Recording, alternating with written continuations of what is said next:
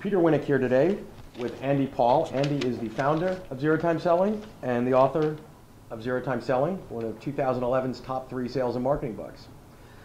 So Andy, leads are the lifeblood of every sales organization. Yes. Leads are the source of contention between almost every sales and marketing team. Yes.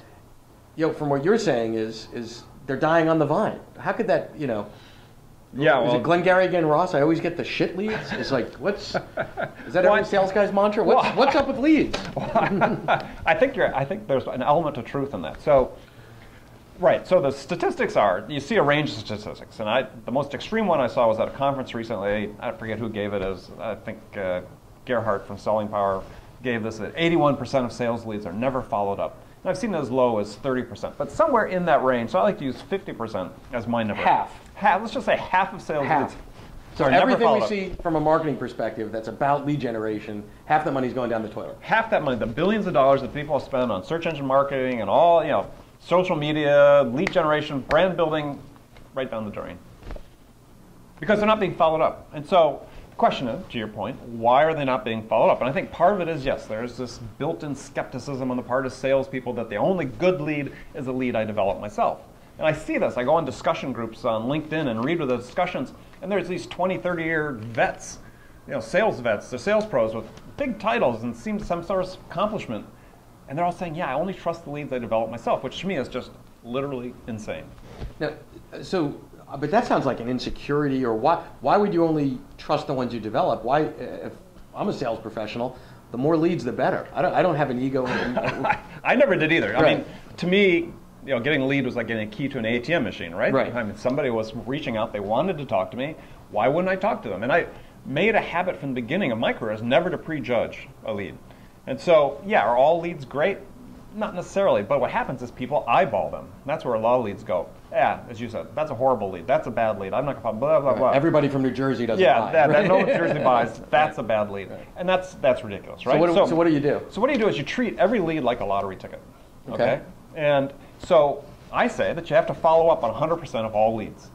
And again, treat them like a scratch-off lottery ticket. You don't know, it's an opportunity to win. You don't know what you get till you scratch the wax off the front. And I like to give the statistic when I give speeches is that there's $24 billion worth of scratch-off lottery tickets sold in the United States every year. And are you trying to tell me that $12 billion worth of these are sitting unscratched in a glove compartment or on somebody's desk at home? They're all scratched off. They're all scratched off. They don't get scratched off till they get, they can hardly get to the car before they scratch them off, right? Right. So your sales lead is the exact same thing. It's an opportunity to win. It's an opportunity to win big. And yeah, not everyone is going to be a prospect. That's fine, but you don't know until you go talk to them. And even the ones that you eyeball and say, that's not for us. I, throughout my career, have always called those people, and I'll talk to them. I'll qualify them. I'll confirm that they're not the opportunity that we thought they were.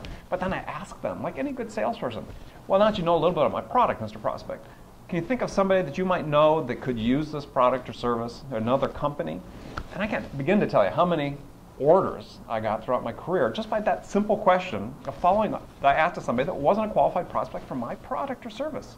That's amazing. So as basic as it seems, taking the average organization from 50%, 100 is ideal, perfect, would be mind-blowing. But if you can set targets and work with them to get them from 50 to 60 to 70 to 80, how does that impact your clients? Well, what happens is it's the easiest way to grow sales that exists. So if you're a small, mid-sized business and you've got these leads coming in and you're not following up on them, let's just play a simple math game here. Assume you're converting 1% of your leads into orders. Some statistics around that think that's about right for most companies. I think it's a little low, but let's take 1%. And let's say today that you're only following up 50% of your leads.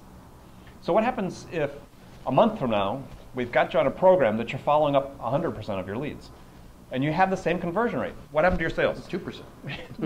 You doubled your sales, right? So even if your conversion rate is 1%, follow up 100% of your leads, you're going to get more orders. So I'd like to give an example of one client I had that wasn't following up 100% of their leads. We got them to do that, and we got them to follow them up quickly, provide the right information to the customer needed.